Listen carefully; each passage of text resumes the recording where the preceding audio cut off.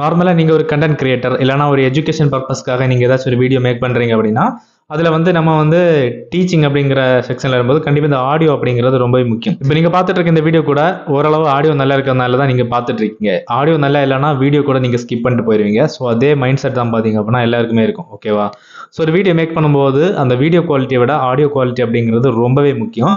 So அந்த audio quality தான் பார்த்தீங்கன்னா, உங்க கன்டென்ட்டோட குவாலிட்டிய வந்து தீர்மானிக்கும். இதுக்காக வீடியோ மேக் பண்ணும்போது நெறைய ரூபா ஸ்பெண்ட் பண்ணி நம்ம வந்து மைக் எல்லாம் வாங்கி நெறைய பேர் யூஸ் பண்ணுவாங்க. சில பேர் 35, 40,000 ரூபாய் வரைக்கும் மைக் வாங்கி யூஸ் பண்ணுவாங்க. முக்காவாசி பேருக்கும் அந்த மாரிலாம் ஸ்பெண்ட் பண்ண முடியாது. ஓகேவா? ஸோ அந்த மாரிப்பட்ட டைம்ல நார்மலா நம்ம வீடியோ ரெக்கார்ட் பண்ணும்போது, கண்டிப்பா பார்த்தீங்க அப்படின்னா, நாய்ஸ் எல்லாமே அதுல வந்து சேரத்தான் செய்யும். ஓகேவா?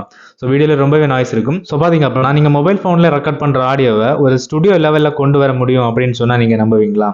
எஸ் கண்டிப்பாவே முடியும். அத பத்தி தான் வீடியோ டீட்டெயிலா இருக்க போகுது. ஸோ வீடியோல பார்த்தீங்க அப்படின்னா, உங்க வீடியோல இருக்க ஆடியோ வந்து எவ்வளோ நாய்ஸ் இருந்தாலும், ஸோ அத ரெடியூஸ் பண்ணி எப்படி ஒரு ப்ராப்பரான ஸ்டுடியோ லெவல் ஆடியோ மாரி கொண்டு வர முடியும் அப்படிங்கிறத பத்தி வீடியோல டீட்டெயிலா பார்க்க போறோம். ஸோ வீடியோக்குள்ள போறதுக்கு முன்னாடி சேனல சப்ஸ்கிரைப் பண்ணுங்க. சப்ஸ்கிரைப் பண்ணிட்டு மறக்காம பெல் பட்டனை கிளிக் பண்ணி வைங்க. ஓகே வீடியோக்குள்ள போலாம்.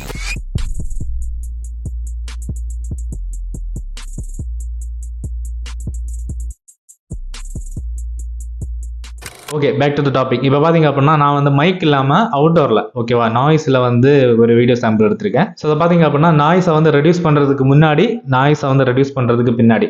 ஸோ இந்த 2 சாம்பிளையும் பார்த்துட்டு வந்துருங்க. ஓகேவா? இந்த வீடியோ பார்த்தீங்க அப்படின்னா, நான் மைக் இல்லாம தான் எடுத்துட்டு இருக்கேன். ஸோ நாய்ஸ் எல்லாமே கண்டிப்பா இருக்கும். ஸோ இது பார்த்தீங்க அப்படின்னா செக் பண்ணிக்கோங்க.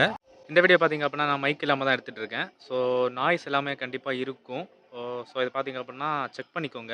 பார்த்துட்டீங்களா? இதுல முதல்ல காமிச்ச ஃபுட்டேஜ்ல பார்த்தீங்க அப்படின்னா, ஓரளவு நமக்கு நாய்ஸ் இருந்தது. ஓகேவா? கண்டிப்பாவே இருந்தது. பார்த்தீங்க அப்படின்னா, ஏன்னா அது அவுட்டோர்ல எடுத்த வீடியோ, மைக் இல்லாம எடுத்த வீடியோ. ஓகேவா? பட் செகண்ட்ல நீங்க பார்த்த அதே ஃபுட்டேஜ் பார்த்தீங்க அப்படின்னா, ஆடியோ வந்து எந்த அளவுக்கு குவாலிட்டியா இருக்கு அப்படிங்கிறத நீங்களே பார்த்திருப்பீங்க. இதே மாதிரி உங்களோட ஆடியோ வந்து எப்படி நம்ம வந்து நாய்ஸ் கேன்சலேஷன் பண்ணலாம், எப்படி ஒரு ஸ்டுடியோ லெவலுக்கு கொண்டு வரலாம் அப்படிங்கிறத பத்தி டீட்டெயிலா பார்ப்போம் வாங்க. ஸோ முக்கியமான இம்பார்ட்டன்ட் திங் கவனமாக கேட்டுக்கோங்க. நீங்கள் வந்து நாய்ஸ் கேன்சலேஷன் பண்ண போகிற வீடியோக்கு பார்த்தீங்க அப்படின்னா, நீங்கள் ஆடியோவை தனியாக பிரித்து எடுத்து தான் நீங்கள் வந்து நாய்ஸ் கேன்சலேஷன் பண்ண போகிறீங்க. அதனால நீங்கள் வந்து வீடியோவை ஃபஸ்ட்டு ஃபுல் அண்ட் ஃபுல்லாக எடிட் பண்ணி முடிச்சுக்கோங்க. விஷுவல் எஃபெக்ட் மொத்தம் எடிட் பண்ணி முடிச்சுக்கோங்க. நாய்ஸ் கேன்சலேஷன் பண்ணதுக்கப்புறமா நீங்கள் வீடியோவில் சின்ன டச் கூட பண்ணக்கூடாது. அப்படி பண்ணீங்க அப்படின்னா கண்டிப்பாக உங்கள் வீடியோவில் வந்து சவுண்ட் வந்து மிஸ்மேட்ச் ஆகும். ஓகேவா? லைக் எப்படி சொல்கிறது அப்படின்னா, நீங்கள் நாய்ஸ் கேன்சலேஷன் பண்ணதுக்கப்புறமா மெர்ஜ் பண்ண ஆடியோ பார்த்தீங்கன்னா ஆல்ரெடி ஃபிக்ஸட் ரேட்டு தான். ஓகேவா? அதுக்கு மேலே வந்து உங்களால் ஆடியோ இன்க்ரீஸ் பண்ண முடியாது. ஸோ அதனால் பார்த்தீங்க அப்படின்னா, நீங்கள் வீடியோவில் வந்து சின்ன சின்ன சேஞ்சஸ் பண்ணும்போது கண்டிப்பாக அந்த டைமிங் பார்த்தீங்கன்னா மிஸ்மேட்ச் ஆகும். லைக் வீடியோ முன்னாடி போகும், சவுண்டு பின்னாடி வரும், இந்த மாதிரி ப்ராப்ளம்ஸ் வரும். ஓகேவா? ஸோ அதனால் ஃபஸ்ட் இதை ஃபாலோ பண்ணிக்கோங்க. ஃபஸ்ட்டு எடிட் பண்ணி முடிச்சதுக்கப்புறமா நாய்ஸ் கேன்சலேஷன் பண்ணுறது அப்படின்னு பார்ப்போம். உங்கள் வீடியோ பார்த்தீங்க அப்படின்னா எடிட்டிங் ஆப்பில் இருக்கிறதுலே எடிட் பண்ணி முடிச்சதுக்கப்புறமா சவுண்டை மட்டும் பிரித்து எடுக்கிறதுக்கு ஃபர்ஸ்ட்டு இருக்கிறதுலே லோ குவாலிட்டி பிக்சர், அதாவது 120 பிக்சலில் வந்து நீங்கள் வந்து வீடியோ வந்து எக்ஸ்போர்ட் பண்ணணும். ஓகேவா? இப்போ நான் எடிட் பண்ணி முடிச்சாச்சு, அதனால் ஆடியோ வந்து எடிட் பண்ண போகிறேன். ஸோ அதுக்கு பார்த்தீங்கன்னா இப்போ 120 பிக்சல், அதாவது 120pல வச்சு நம்ம வந்து வீடியோ இப்போ நம்ம எக்ஸ்போர்ட் பண்ண போகிறோம். ஓகேவா? இப்போ நான் எக்ஸ்போர்ட் பண்ணுறேன் பாருங்கள். வீடியோவை லோ குவாலிட்டியில் எக்ஸ்போர்ட் பண்ணுறதுனால வீடியோ குவாலிட்டி தான் லோ ஆகும், ஆடியோ குவாலிட்டி லோ ஆகாது. இப்போ நாய்ஸ் கேன்சலேஷன் பண்ணுறதுக்கு நான் யூஸ் பண்ணுற ஆப் தான் பார்த்திங்க அப்படின்னா லெக்ஸிஸ் ஆடியோ எடிட்டர். இது வந்து ப்ளே ஸ்டோரில் அவைலபிளாக இருக்குது. இப்போ வந்து நம்ம இந்த ஆப்பை யூஸ் பண்ணி நாய்ஸ் கேன்சலேஷன் பண்ணலாம், ஆடியோ எடிட் பண்ணலாம், நிறைய ஆப்ஷன்ஸ் இருக்குது. ஓகேவா? ஸோ இப்போது இந்த ஆப்பை இன்ஸ்டால் பண்ணிவிட்டு ஓப்பன் பண்ணிக்கோங்க.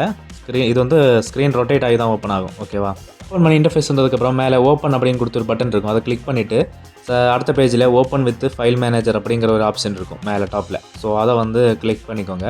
கிளிக் பண்ணிங்கன்னா நம்ம எக்ஸ்போர்ட் பண்ண வீடியோ இருக்கும் ஃபைல் மேனேஜரில், அதை வந்து எடுத்துக்கோங்க.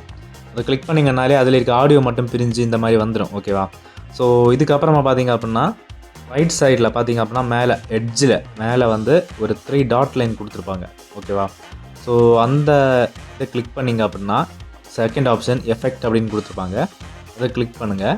இதுலேருந்து கீழே ஸ்க்ரோல் பண்ணும்போது நிறைய ஆப்ஷன்ஸ் இருக்கும். அதில் வந்து நாய்ஸ் ரிடக்ஷன் அப்படிங்கிற ஒரு ஆப்ஷன் இருக்கும், அதை கிளிக் பண்ணுங்கள்.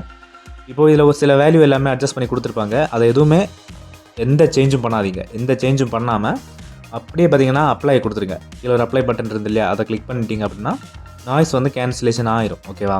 ஸோ பார்த்தீங்க அப்படின்னா இதுக்கப்புறமா மேலே இருக்க சேவ் பட்டனை கிளிக் பண்ணிக்கலாம். கிளிக் பண்ணிவிட்டு வேணால் ரீநேம் பண்ணிக்கோங்க. கீழே ரீநேம் கொடுத்துருங்க. நான் பார்த்தீங்கன்னா நான் நிறைய ஆடியோ வந்து இந்த மாதிரி எடிட் பண்ணுறதுனால ஒவ்வொரு ஆடியோக்கு நான் வந்து ரீநேம் பண்ணுவேன். ரீநேம் பண்ணிவிட்டு கீழே இருக்க சேவ் பட்டனை கிளிக் பண்ணி சேவ் பண்ணிடுங்க. இப்போ சேவ் ஆகியாச்சு. கொஞ்சம் ஃபைல் சைஸ் அதிகமாக இருந்துச்சுன்னா கொஞ்சம் லேட் ஆகும். ஓகேவா?